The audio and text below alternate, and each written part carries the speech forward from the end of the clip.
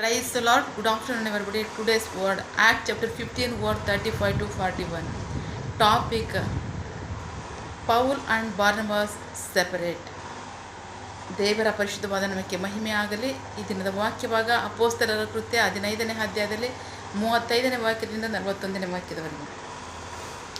Topic ಶೀರ್ಷಿಕೆ ಪೌಲ ಮತ್ತು ಬಾರ್ನಬರ ನಡುವೆ ಭಿನ್ನಾಭಿಪ್ರಾಯ ಬೇರ್ಪಟ್ಟಿದ್ದು. ಆದರೆ ಪೌಲನು ಮತ್ತು ಬಾರ್ನಬರು ಅಂತಿಯೋಕ್ಯದಲ್ಲಿಯೇ ಉಳಿದುಕೊಂಡು ಅನೇಕರಿಗೆ ಕರ್ತನ ವಾಕ್ಯವನ್ನು ಬೋಧಿಸುತ್ತಾ ಸುವಾರ್ತೆ ಸಾರಿದರು. ಕೆಲವು ದಿನಗಳ ನಂತರ ಪೌಲನು ಬಾರ್ನಬನಿಗೆ, ನಾವು ಕರ್ತನ ವಾಕ್ಯವನ್ನು ಸಾರಿದ ಎಲ್ಲ ಪಟ್ಟಣಗಳಿಗೆ ಹೋಗಿ ಅಲ್ಲಿದ್ದ ಸಹೋದರರನ್ನು ಸಂದರ್ಶಿಸಿ ಅವರು ಹೇಗಿದ್ದಾರೆಂದು ನೋಡಿಕೊಂಡು ಬರೋಣ ಎಂದು ಹೇಳಿದನು. ಬಾರ್ನಬನು ಮಾರ್ಕ ಎಂದು ಕರೆಯಲ್ಪಡುವ ಯೋಹಾನನನ್ನು ತಮ್ಮ ಜೊತೆಯಲ್ಲಿ ಕರೆದುಕೊಂಡು ಹೋಗಬೇಕೆಂದು ಬಯಸಿದನು. ಆದರೆ ಪಂಪುಲ್ಯದಲ್ಲಿ ತಮ್ಮನ್ನು ಬಿಟ್ಟು ತಮ್ಮೊಂದಿಗೆ ಕೆಲಸಕ್ಕೆ ಸಹಕರಿಸದೆ ಹೋದ ಇವನನ್ನು ತೆಗೆದುಕೊಂಡು ಹೋಗುವುದು ಯೋಗ್ಯವಲ್ಲವೆಂದು ಪೌಲನು ಭಾವಿಸಿದನು. ಇದರಿಂದ ಅವರಲ್ಲಿ ತೀವ್ರ ಭಿನ್ನಾಭಿಪ್ರಾಯ ಉಂಟಾಗಿ ಅವರು ಒಬ್ಬರಿಂದೊಬ್ಬರು ಪ್ರತ್ಯೇಕವಾಗಿ ಹೋಗಬೇಕಾಯಿತು. ಬಾರ್ನಬನು ಮಾರ್ಕನನ್ನು ಕರೆದುಕೊಂಡು ಸೈಪ್ರಸ್ ದ್ವೀಪಕ್ಕೆ ಪ್ರಯಾಣ ಮಾಡಿದನು. ಆದರೆ ಪೌಲನು ಸೀಲನನ್ನು ಕರೆದುಕೊಂಡು ಸಹೋದರರಿಂದ ಕರ್ತನ ಕೃಪೆಗೆ ಒಪ್ಪಿಸಲ್ಪಟ್ಟು ಹೊರಟನು. ಅವನು ಸಿರಿಯಾ ಮತ್ತು ಕಿಲಿಕಿಯ ಸೀಮೆಗಳನ್ನು ಹಾದು ಹೋಗುತ್ತಾ ಅಲ್ಲಿದ್ದ ಸಭೆಗಳನ್ನು ಬಲಪಡಿಸಿದನು. ದೇವರಿಗೆ ಸ್ತೋತ್ರ. ನಾವು ವಾಕ್ಯಭಾಗ ನೋಡ್ತಾ ಇದ್ದೀವಿ. ವಾಕ್ಯಭಾಗದಲ್ಲಿ ಮೊಟ್ಟ ಮೊದಲನೇದಾಗಿ ಅಂತ್ಯೋಕ್ಯ ಅನ್ನೋ ಪದ ಬಂದಾಗ ನಾವು ಬಹಳ ಪ್ರಮುಖವಾಗಿ ನಾವು ತಿಳ್ಕೊಳ್ಳಬೇಕಾದಂಥದ್ದು ನಮಗೆ ಗೊತ್ತಿದೆ, ಬಟ್ ತಿಳ್ಕೊಳ್ಳಬೇಕಾದ್ದೇನು ಅಂದರೆ ಇನ್ನೊಂದು ಸಾರಿ ನಾವು ನೋಡ್ತಿದ್ದೀವಿ. ಅಂತ್ಯೋಕ್ಯ ಬಂದ್ಬಿಟ್ಟು ಮೊಟ್ಟ ಮೊದಲನೇದಾಗಿ ವಿಶ್ವಾಸಿಗಳಿಗೆ, ಶಿಷ್ಯರಿಗೆ, ಕ್ರೈಸ್ತರು ಅಂತ ಒಂದು ಹೆಸರು ಬಂದಂಥ ಒಂದು ಸ್ಥಳ. ದೇವರಿಗೆ ಸ್ತೋತ್ರ. ಬಹಳ ಪ್ರಮುಖವಾಗಿ ಆ ಸನ್ನಿವೇಶವನ್ನು ನೆನೆಸ್ಕೊಳ್ಳೋದಾದರೆ,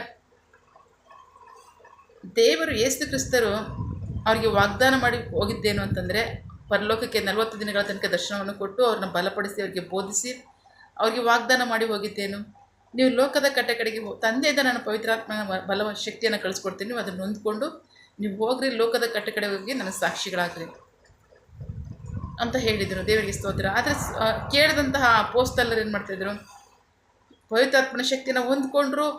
ಪಂಚಶಕ್ತಿ ಹಬ್ಬದ ದಿನ ಪವಿತ್ರಾತ್ಮರು ಬಂದರು. ಎಲ್ಲ ಯಹೂದ್ಯರು, ಪ್ರಪಂಚದ ಎಲ್ಲ ಯಹೂದ್ಯರು ಸಹ ಹಬ್ಬಕ್ಕೋಸ್ಕರವಾಗಿ ಅಲ್ಲಿ ಕೂಡಿ ಬಂದಿದ್ದಂಥ ಸನ್ನಿವೇಶದಲ್ಲಿ ಅವ್ರು ಪ್ರಾರ್ಥನೆ ಮಾಡ್ತಿದ್ದವ್ರ ಮಧ್ಯದಲ್ಲಿ ಪವಿತ್ರಾತ್ಮರು ಹಿಡಿದು ಬಂದರು. ಪವಿತ್ರಾತ್ಮರನ್ನು ಅವ್ರು ಹೊಂದ್ಕೊಂಡ್ರು. ಶಕ್ತಿನ ಹೊಂದ್ಕೊಂಡ ತಕ್ಷಣ ಅವ್ರಿಗೆ ಜ್ಞಾನ ಬಂತು, ಬಲ ಬಂತು. ಅಲ್ಲಿವರೆಗೂ ಮುಗ್ಧರಾಗಿದ್ದಂತಹ ಬೆಸ್ತರು ಅವ್ರು ಹಾಗೆ ಉಳ್ಕೊಂಡ್ರಾದ್ರೆ ಇಲ್ಲ, ಬಹಳ ಶಕ್ತಿಯನ್ನು, ಜ್ಞಾನವನ್ನು ಹೊಂದ್ಕೊಂಡ್ರು. ಪ್ರಪಂಚದ ಎಲ್ಲ ಕಡೆಯಿಂದ ಹೋಗಿದಂತಹ ಎಲ್ಲೆಲ್ಲಿದ್ದಾರೆ ಯಹೂದ್ಯರು ಅಲ್ಲಿಂದ ಓದಿದಂತಹ ಎಲ್ಲ ಯಹೂದ್ಯರಿಗೆ ಅಲ್ಲೇ ವಾಕ್ಯವನ್ನು ಬೋಧಿಸಿದ್ರು. ಹೇಗೆಂದರೆ ಅವ್ರವ್ರದ್ದೇ ಭಾಷೆಯಲ್ಲಿ ಜನ ಬಹಳ ಆಶ್ಚರ್ಯಚಕಿತರಾಗ್ತಾ ಇದ್ದಾರೆ. ಇದೇನಿದು, ಇವರೆಲ್ಲ ಯಾರು, ಇವ್ರ ಪರಿಸ್ಥಿತಿ ಏನು, ಇವ್ರಿದ್ದ ರೀತಿ ಏನು, ಹೀಗೆ ಏನು ಇವರು, ನಾವು ಎಲ್ಲೆಲ್ಲಿಂದ ಬಂದೀವಿ, ನಮ್ಮ ಭಾಷೆಗಳಲ್ಲಿ ನಮಗೆ ವಾಕ್ಯವನ್ನು ಬೋಧಿಸ್ತಾ ಇದ್ದಾರಲ್ಲ, ನಮಗೆ ಅದ್ಭುತಗಳನ್ನ ಮಾಡ್ತಾ ಇದ್ದಾರಲ್ಲ ಅಂತ ಬೋಧಿಸಿದ್ರು. ಅದ್ಭುತ ಸೂಚಕ ಕಾರ್ಯಗಳು ಮಾಡಿದ್ರು. ಬಹಳ ದೊಡ್ಡ ಕಾರ್ಯವು ಆ ದಿನ ಉಂಟಾಯಿತು. ದೇವರಿಗೆ ಸ್ತೋತ್ರ. ಹೊಂದ್ಕೊಂಡಂಥವ್ರಿಗೆ ಜನ ಅದನ್ನು ಹೊಂದ್ಕೊಂಡು ಅವರು ತಿರುಗಿ ವಾಪಸ್ ಅವ್ರವ್ರು ಇದ್ದಂಥ ಸ್ಥಳಕ್ಕೆ ಹೋದರು. ಇದ್ದಂಥ ವಾಸ ಮಾಡ್ತಂಥ ದೇಶಕ್ಕೆ ಹೋದರು. ಅವರೇ ಸುವಾರ್ತೆಯನ್ನು ಸಾರ್ತಾಯಿದ್ರು. ದೇವರ ಮಧ್ಯದಲ್ಲಿ ಇಂಥ ಮಹಾಕಾರ್ಯವನ್ನು ಮಾಡಿದ್ರು ಅಂತ. ಆದರೆ ಅಪೊಸ್ತಲರೇನು ಯೆರೂಸಲೇಮಿನಲ್ಲಿ ಉಳ್ಕೊಂಡು ಸುಖವಾಗಿ ಆರಾಮವಾಗಿ ವಾಕ್ಯವನ್ನು ಬೋಧಿಸ್ತಾ ಅದ್ಭುತ ಸೂಚಕ ಕಾರ್ಯಗಳನ್ನ ಮಾಡ್ತಾ ಸಮಾಧಾನವಾಗಿ ಇದ್ದರು. ಆ ಇದ್ದಂಥ ಸನ್ನಿವೇಶದಲ್ಲಿ ದೇವರು ಏನು ಮಾಡಿದ್ರು, ಸಭೆಗೆ ದೊಡ್ಡ ಉಪದ್ರವವನ್ನು ಹಾಕಿದ್ರು. ಶಿಷ್ಯರ ಮಧ್ಯದಲ್ಲಿ, ವಿಶ್ವಾಸಿಗಳ ಮಧ್ಯದಲ್ಲಿ ದೊಡ್ಡ ಉಪದ್ರವ ಉಂಟಾಯಿತು. ಆ ಉಪದ್ರವಕ್ಕೆ ಎದುರುಕೊಂಡಂತಹವರು ಏನು ಮಾಡಿದ್ರು, ಎಲ್ಲ ಕಡೆ ಚೆದರು ಹೋದಂತಹವರು ಓದೋದ ಕಡೆ ಅವ್ರು ಸುಮ್ಮನೆ ಇದ್ಕೊಂಡ್ರೆ ಇಲ್ಲ, ಅದು ಮನುಷ್ಯರಿಂದಾಗಿದ್ದರೆ ಅವ್ರು ಭಯಪಟ್ಟು ಸುಮ್ಮನೆ ಇರ್ತಿದ್ರು. ಬಟ್ ದೇವರಿಂದಲೇ. ಆದ್ದರಿಂದ ಅವರು ಅಷ್ಟು ಕಷ್ಟ ಭಯದಿಂದ ಹೋಗಿದ್ರು ಸಹ ಓದ ಕಡೆ ಸುವಾರ್ತೆಯನ್ನು ಸಾರ್ತಾರೆ. ಸುವಾರ್ತೆಯನ್ನು ಸಾರುವಂಥ ಸನ್ನಿವೇಶದಲ್ಲಿ ಅಂತ್ಯೋಕ್ಯದಲ್ಲಿ ದೊಡ್ಡ ಕಾರ್ಯವನ್ನು ಪವಿತ್ರಾತ್ಮನ ಅವ್ರ ಮಧ್ಯದಲ್ಲಿ ಇದು ಮಾಡ್ತಾರೆ. ಅಲ್ಲಿ ಏನೋ ವಿಶ್ವಾಸಿಗಳಿಗೆ, ಮೊದಲನೇದಾಗಿ ಶಿಷ್ಯರಿಗೆ, ಕ್ರೈಸ್ತರು ಹೆಸರು ಬಂತು. ದೇವರಿಗೆ ಸ್ತೋತ್ರ. ಅಂಥ ಸ್ಥಳದಲ್ಲಿ ನಾವು ನೋಡ್ತಾ ಇದ್ದೀವಿ. ತಿರುಗಿ ಪೌಲ ಬಾರ್ನಬರ ಇದ್ದಾರೆ. ಬಹಳ ಪ್ರಮುಖವಾಗಿ ಪೌಲ ಬಾರ್ನಬರ ನೋಡೋದಾದರೆ 13ನೇ ಅಧ್ಯಾಯದಲ್ಲಿ ಪವಿತ್ರಾತ್ಮರು ಹೇಳ್ತಾ ಇದ್ದಾರೆ ಶಿಷ್ಯರಿಗೆ, ಪೌಲ ಬಾರ್ನಬರನ್ನ ನಾನು ಕರೆದಂಥ ಕಾರ್ಯಕ್ಕೋಸ್ಕರವಾಗಿ ಅವ್ರನ್ನ ಬೇರ್ಪಡಿಸಿ ಅಂತ ಹೇಳಿದಾಗ ಅವ್ರೇನು ಮಾಡ್ತಾ ಇದ್ದಾರೆ, ಉಪವಾಸ ಇದ್ದು ಪ್ರಾರ್ಥನೆ ಮಾಡಿ ಅವ್ರ ಮೇಲೆ ಕೈ ಇಟ್ಟು ಪ್ರಾರ್ಥನೆ ಮಾಡಿ ಅವ್ರನ್ನ ಕಳಿಸ್ಕೊಡ್ತಾರೆ. ಕಳಿಸ್ಕೊಟ್ಟಂಥ ಸನ್ನಿವೇಶದಲ್ಲಿ ಅವರು ಹೋಗಿ ಬಹಳ ಸೇವೆಯನ್ನು ಮಾಡ್ತಾ ಇರ್ತಾರೆ. ಬಹಳ ಸೇವೆಯನ್ನು ಮಾಡುವಂಥ ಸನ್ನಿವೇಶದಲ್ಲಿ ತಿರುಗಿ ಅಂತಿಯೋಕ್ಯಕ್ಕೆ ಬರ್ತಾ ಇದ್ದಾರೆ. ಅಂತಿಯೋಕ್ಯದಲ್ಲಿ ಏನು ಮಾಡ್ತಿದ್ದಾರೆ, ತಿರುಗಿ ಅವರು ವಾಕ್ಯವನ್ನು ಬೋಧಿಸ್ತಾ ಇದ್ದಾರೆ, ಜನರ ಬಲಪಡಿಸ್ತಾ ಇದ್ದಾರೆ. ಸೊ ಆಗ ಪೌಲನಿಗೆ ಒಂದು ಆಲೋಚನೆ ಬರ್ತಾ ಇದೆ. ಪೌಲನಿಗೆ ಪವಿತ್ರಾತ್ಮರು ಒಂದು ಆಲೋಚನೆಯನ್ನು ಕೊಟ್ಟಾಗ ಪೌಲನು ಏನಂತಿದ್ದಾನೆ, ಸರಿ ನಾವು ಮಾಡ್ತಾ ಇದ್ದೀವಿ ಸೇವೆನ, ಈಗ ಇದುವರೆಗೂ ನಾವು ಮಾಡಿದ್ವಲ್ಲ, ಅಲ್ಲಿ ಹೋಗ್ಬಿಟ್ಟು ಅಲ್ಲಿ ಸಹೋದರರು ಹೇಗಿದೆ, ಸಭೆಗಳು ಹೇಗಿದೆ ನಾವು ನೋಡಿಕೊಂಡು ಅವ್ರನ್ನ ಮಾತಾಡಿಸಿ ಅವ್ರನ್ನ ಬಲಪಡಿಸ್ಬಿಟ್ಟು ಬರೋಣ ನಾವು ನಡಿ ಅಂತ ಹೇಳ್ತಾರೆ. ದೇವರಿಗೆ ಸ್ತೋತ್ರ. ಸೊ ಆಗ ಬಾರ್ನಬನ ಸಂಘದಲ್ಲಿ ಮಾತಾಡಿದಾಗ ಬಾರ್ನಬನ ಅದನ್ನು ಏನು ಮಾಡ್ತಾನೆ, ಕೇಳ್ಕೊಂಡು ಬಾರ್ನಬನ ಹೇಳ್ತಾನೆ, ನಮ್ಮ ಜೊತೆ ಮಾರ್ಕನನ್ನು ತಿರುಗಿ ಕರ್ಕೊಂಡು ಹೋಗೋಣ ಅಂತ. ಮಾರ್ಕನೇನೋ ಮೊದಲ ಸುವಾರ್ತೆ ಸೇವೆಯಲ್ಲಿ ಅವ್ರಿಗೆ ಕೈ ಕೊಟ್ಟು ಹೋಗಿರ್ತಾನೆ. ಇವರೇನೋ ಸೇವೆ ಮಾಡೋಕ್ಕೆ ಹೊರಗಡೆ ಹೋಗಿರ್ತಾನೆ, ಇವನು ಮನೇಲಿ ಇಟ್ಟು ಹೋಗಿರ್ತಾನೆ, ಇವನು ಮನೆ ಬಿಟ್ಟು ಬಂದಿರ್ತಾನೆ. ಮನೆ ಬಿಟ್ಟು ಬಂದಂಥ ಸನ್ನಿವೇಶದಲ್ಲಿ ಪೌಲನಿಗೆ ಅದು ಬಹಳ ನೋವಾಗಿರುತ್ತೆ. ಪೌಲನು ಸಾಮಾನ್ಯನಂತೂ ಅಲ್ಲ, ಮಹಾ ಐಶ್ವರ್ಯವಂತ ಅಂದರೆ ಮಹಾ ಐಶ್ವರ್ಯವಂತ. ಅವನು ಸಮಸ್ತವನ್ನು ಬಿಟ್ಟು ನನ್ನ ಕರ್ತನಾದ ಯೇಸು ಕ್ರಿಸ್ತನನ್ನು ಅರಿಯೋದನ್ನ ದೊಡ್ಡ ಲಾಭವನ್ನು ಮಾಡ್ಕೋತೀನಿ ಅಂತೇಳಿ ಆತನ ಏನು ಮಾಡ್ತಾನೆ, ಸಮಸ್ತವನ್ನು ನಾನು ಕಸ ಅಂತ ಎನಿಸ್ತೇನೆ ಅಂತ ಫಿಲಿಪಿಯವರಿಗೆ ಬರೆದ ಪತ್ರಿಕೆಯಲ್ಲಿ ಹೇಳ್ತಾ ಇದ್ದಾನೆ. ಸೊ ಹಂಗೆ ಮಾಡಿದಂಥವನು ಬಂದು ಸುವಾರ್ತೆ ಸಾರ್ತಿರ್ತಾನೆ. ಅಲ್ಲಿ ಏನು ಅವರ ಆದಾಯದಲ್ಲಿ ಪೌಲನು ನಿಜವಾಗ್ಲೂ ಯಾರ ಕೈ ಸಂಪಾದನೆಯನ್ನು ಅವನ ಜೀವಿತದಲ್ಲಿ ಅವನು ತಿಂದೇ ಇಲ್ಲ. ಸೇವೆ ಮಾಡ್ತಾಯಿದ್ದ, ಸ್ವಂತಿಕೆನೇ ಅವನ ಕೈಲಿ ಏನಾಗುತ್ತೆ, ಸಣ್ಣ ದುಡಿಮೆ ಮಾಡಿಕೊಂಡು ಅದರಲ್ಲೇ ಅವನು ಜೀವಿಸೋದು ಮಾತ್ರ ಅಲ್ಲ, ಶಿಷ್ಯರ ಜೊತೆಲಿರ್ತಕ್ಕಂಥ ವಿಶ್ವಾಸಿಗಳನ್ನು ಶಿಷ್ಯರುಗಳನ್ನು ಸಹ ಪೋಷಿಸ್ತಿದ್ದ. ಪೌಲನ ಆ ಕಾರ್ಯ ಮಾಡ್ತಾಯಿದ್ದ. ಸೊ ಹಾಗಾಗಿ ಪೌಲನು ಮನೇಲಿದ್ದಂಥ ಹುಡುಗ, ಮಾರ್ಕ ನೆನೆಸ್ಕೊಳ್ಳುವಂತಕ್ಕಂಥ ಹುಡುಗ ಮನೆ ಬಿಟ್ಟು ಹೋಗಿದ್ದಾನೆ ಅಂದಾಗ ಅವ್ನು ಬಹಳ ನೋವಾಯಿತು. ಪೌಲನು ಎಷ್ಟು ವೈರಾಗ್ಯವಾಗಿ ದೇವ್ರಿಗೋಸ್ಕರ ನಿಂತ್ಕೊಂಡ ಅಂತಂದರೆ, ಸೊ ಈಗ ಈ ಸನ್ನಿವೇಶದಲ್ಲಿ ಅವನು ಹೇಳ್ತಾ ಇದ್ದಾನೆ, ಮಾರ್ಕರನ್ನು ಕರ್ಕೊಂಡು ಹೋಗೋದು ಬೇಡ, ಮೊದಲೇ ಅವನು ಅಪನಂಬಿಸ್ತಾನೆ ಅಂದ್ಕೊಂಡಿದ್ದಾನೆ, ತಿರ್ಗಾ ಅವನು ಕರ್ಕೊಂಡು ಹೋಗೋದು ಬೇಡ ಅಂತಾನೆ. ಈ ವಾಕ್ಯ ಭಾಗದಲ್ಲಿ ಪೌಲ ಬಾರ್ನಬರಿಗೆ ವಾಗ್ವಾದ ಉಂಟಾಗುತ್ತೆ. ಬಹಳ ವಾಗ್ವಾದ ಉಂಟಾಗಿ ಪೌಲ ಬಾರ್ನಬರು ಬೇರ್ಪಡ್ತಾ ಇದ್ದಾರೆ. ಬಾರ್ನಬನೇನು ಮಾರ್ಕರನ್ನ ಕರ್ಕೊಂಡು ಅವನು ಬೇರೆ ಕಡೆ ಹೋಗ್ತಾ ಇದ್ದಾನೆ. ತಿರುಗಿ ಪೌಲನ್ನು ಶೀಲನ್ನು ಕರ್ಕೊಂಡು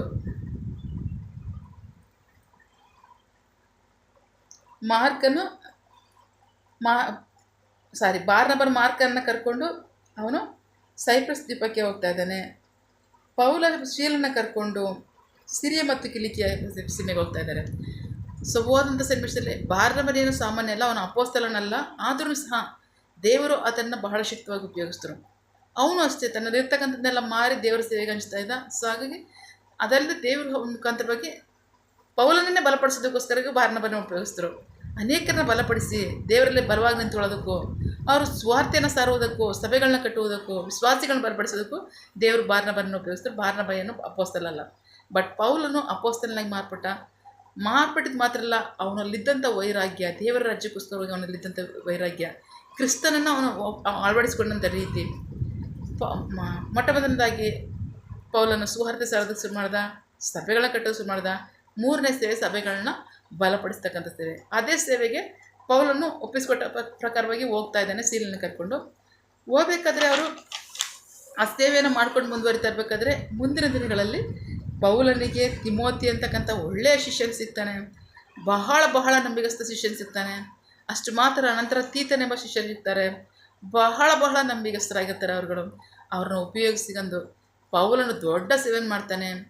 ಇವತ್ತಿನವರೆಗೂ ಸಹ ಯೇಸು ಕ್ರಿಸ್ತನ ನಂತರ ದೇವರ ಸೇವೆ ಮಾಡಿರ್ತಕ್ಕಂಥ ಎರಡನೇ ದೊಡ್ಡ ಸೇವೆ ಅಂದರೆ ಅಪೊಸ್ತಲ ಪೌಲನನ್ನು ದೇವರು ಅಷ್ಟೊಂದು ಶಕ್ತವಾಗಿ ಉಪಯೋಗಿಸಿದ್ರು. ದೇವರಿಗೆ ಸ್ತೋತ್ರ. ದೇವರು ಪ್ರತಿಯೊಬ್ಬರ ಹೃದಯವನ್ನು ನೋಡುವವರಾಗಿದ್ದಾರೆ. ದೇವರಿಗೆ ಸ್ತೋತ್ರ. ಯಾರು ಕೇಳಿಸ್ಕೊಳ್ಳಿ ಅಂತ ಹೇಳ್ತಾ ಇರಲ್ಲ ಪ್ರೀತಿ ದೇವ್ರ ಮಕ್ಕಳೇ. ನೀವು ಸಂಪಾದನೆ ಮಾಡಿರ್ತಕ್ಕಂಥ ಆಸ್ತಿಗೆ ನಿಮ್ಮ ಮಗನೋ ಮಗಳೋ ಯಜಮಾನಾಗಿರ್ತಾರೆ.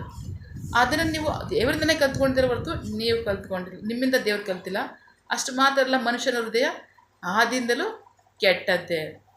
ಸೊ ಅದನ್ನು ದೇವರು ಮುಂಚಿತವಾಗಿ ಪ್ರಕಟಪಡಿಸಿದ್ದಾರೆ. ಸೊ ಹಾಗಾಗಿ ಯಾರು ಕೇಳ್ಕೊಳ್ಳಿ ಅಂತ ಹೇಳ್ತಾ ಇಲ್ಲ.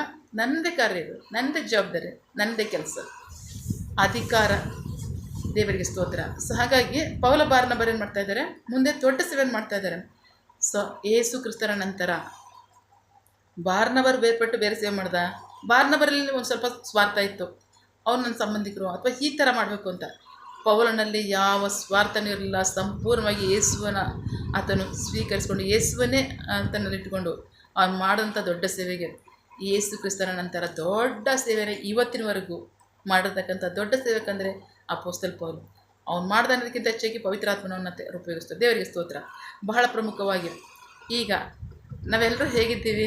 ಬಹಳ ಸುರಕ್ಷಿತವಾಗಿದ್ದೀವಿ, ಸಮಾಧಾನವಾಗಿದ್ದೀವಿ, ಸುಖವಾಗಿದ್ದೀವಿ. ಸಣ್ಣ ಪುಟ್ಟ ತೊಂದರೆಗಳನ್ನ ಬಿಟ್ಟರೆ, ಸಣ್ಣ ಪುಟ್ಟ ಕಿರಿಕ್ ಬಿಟ್ಟರೆ ನಮಗೇನಂತ ಸಮಸ್ಯೆ ಆಗಿಲ್ಲ. ಎಲ್ಲರೂ ಸಹ ಸಮಾಧಾನವಾಗಿದ್ದೀವಿ, ಆನಂದವಾಗಿದ್ದೀವಿ, ಸುಖವಾಗಿದ್ದೀವಿ. ಹೌದಲ್ವಾ? ಸಣ್ಣ ಸಣ್ಣ ಕಿರಿಕಿದೆ, ನಿಜ ಇಲ್ಲ ಅಂತಲಲ್ಲ. ಆದರೆ ಅದರಲ್ಲಿ ನಮ್ಮನ್ನೇನು ಕದಲಿಸಿಲ್ಲ. ಯಾಕೆ ಗೊತ್ತಾ? ದೇವರಿಂದ ಬಂದಿಲ್ಲ. ದೇವರು ಪವಿತ್ರಾತ್ಮರು ನಮ್ಮ ಮಧ್ಯದಲ್ಲಿ ಉಪದ್ರವ ಹಾಕೋದಾದರೆ ಅಷ್ಟಕ್ಕೂ ನಾವು ಮಾಡ್ತಾ ಇದ್ದೀವ ವಾಗ್ದಾನನ.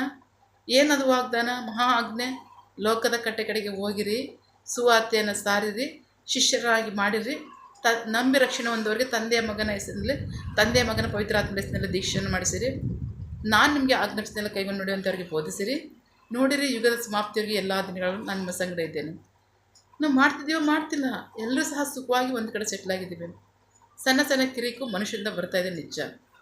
ಅದರ ಪವಿತ್ರಾತ್ಮರು ಹಾಕೋದಾದರೆ, ಅದಕ್ಕಿಂತ ಮುಂಚೆ ನಾವು ವಾಗ್ದಾನಗಳನ್ನು ನೆನೆಸ್ಕೊಳ್ಳೋದಾದರೆ, ಮಹಾ ಆಜ್ಞೆಯನ್ನು ನೆನೆಸ್ಕೊಳ್ಳೋದಾದರೆ ನೆನೆಸ್ಕೋಬೇಕು. ಮಹಾ ಆಜ್ಞೆ ನಮಗೆ ಕೊಡಲ್ಪಟ್ಟಿರ್ತಕ್ಕಂಥದ್ದು.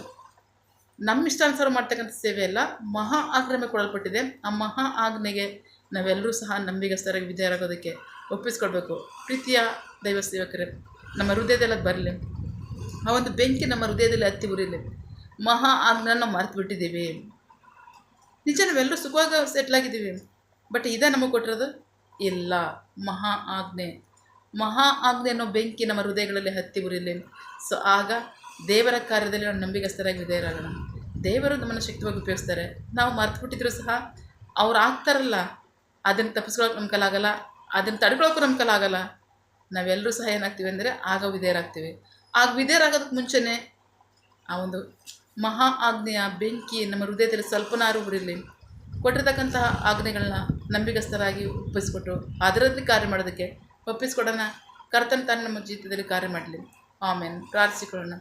ಸಕಲ ಸೃಷ್ಟಿಕರ್ತನೇ, ಸರ್ವಾಧಿಕಾರಿಯ ಸಾರ್ವಭೌಮನೇ, ಉನ್ನತನೇ, ಮಹೋನ್ನತನೇ, ಮಹಾಪರಿಶುದ್ಧನೇ, ಪ್ರೀತಿ ಸ್ವರೂಪನೇ, ನೀತಿವಂತನೇ, ಅಧಿಪತಿಯೇ, ಸೇನಾಧೀಶ್ವರನೇ, ಇರುವಾತನೇ, ಸರ್ವವ್ಯಾಪ್ಯ ಸಪ. ಇದನ್ನ ವಾಕ್ಯಗಳ ಮೂಲಕವಾಗಿ ನಮ್ಮ ಸಂಘ ಮಾತಾಡ್ತೇವೆ. ಪ್ರೀತಿಗಾಗಿ ನಂಬಿಗಸ್ತಿಗೆ ನಿಮಗೆ ಸ್ತೋತ್ರ. ಕರ್ತನೆ, ಅಪೋಸ್ತಲರಲ್ಲಿ ಪೌಲನ ಬಾರ್ನಬರಲ್ಲಿ ನೀವೆಷ್ಟೋ ದೊಡ್ಡ ಕಾರ್ಯವನ್ನು ಮಾಡಿದ್ರಿ, ದೊಡ್ಡ ಸೇವೆಯನ್ನು ಮಾಡಿದ್ರಿ. ಈ ಮನುಷ್ಯ ನಮ್ಮಂತೆ ಅವರು ಸುಖವಾದ ಜೀವನ, ಸಮಾಧಾನದ ಜೀವನ ಅವ್ರು ಬಯಸಲಿಲ್ಲ. ನಿಮ್ಮ ಮಹಾ ಆಜ್ಞೆಯ ಎಂಬ ಒಂದು ಬೆಂಕಿಯ ಹೃದಯದಲ್ಲಿ ಹತ್ತಿ ಉರಿತಾ ಇತ್ತು.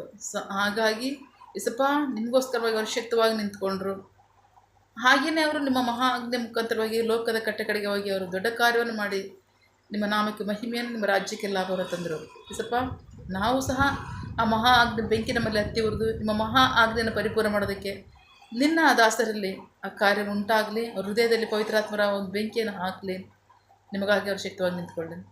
ನಿಮಗೆ ಮಹಿಮೆಯಾಗಲಿ, ನಿಮ್ಮ ರಾಜ್ಯಕ್ಕೆ ಲಾಭ ಉಂಟಾಗಲಿ. ಆಮೇಲೆ ಪ್ರಾರ್ಥನೆ ಕೇಳಿದ ಪ್ರೀತಿಗಾಗಿ ನಿಮಗೆ ಸ್ತೋತ್ರ. ನಮ್ಮ ಪ್ರಾರ್ಥನೆಯನ್ನು ನಮ್ಮ ರಕ್ಷಕನಾಂತ ಯೇಸು ಕ್ರಿಸ್ತರ ಅತಿ ಪರಿಶುದ್ಧವಾದ ನಾಮದಲ್ಲಿ ಪ್ರಾರ್ಥಿಸಿ ನಿಮ್ಮ ಪಾದಗಳು ತಲಿಸಿ ನಾವು ಬೇಡಿ ಹೊಂದಿದ್ದೇವೆ ನಮ್ಮ ಜೀವದ ತಂದೆ. Amen. God bless you all. ದೇವರು ತಾನೇ ಇದರ ವಾಕ್ಯಗಳ ಮೂಲಕವಾಗಿ ನಮ್ಮ ಸಂಘ ಮಾತನಾಡಿದ್ದಾರೆ, ನಮ್ಮನ್ನು ಆಶೀರ್ವದಿಸಿದ್ದಾರೆ. ಆಮೇನ್. All the best.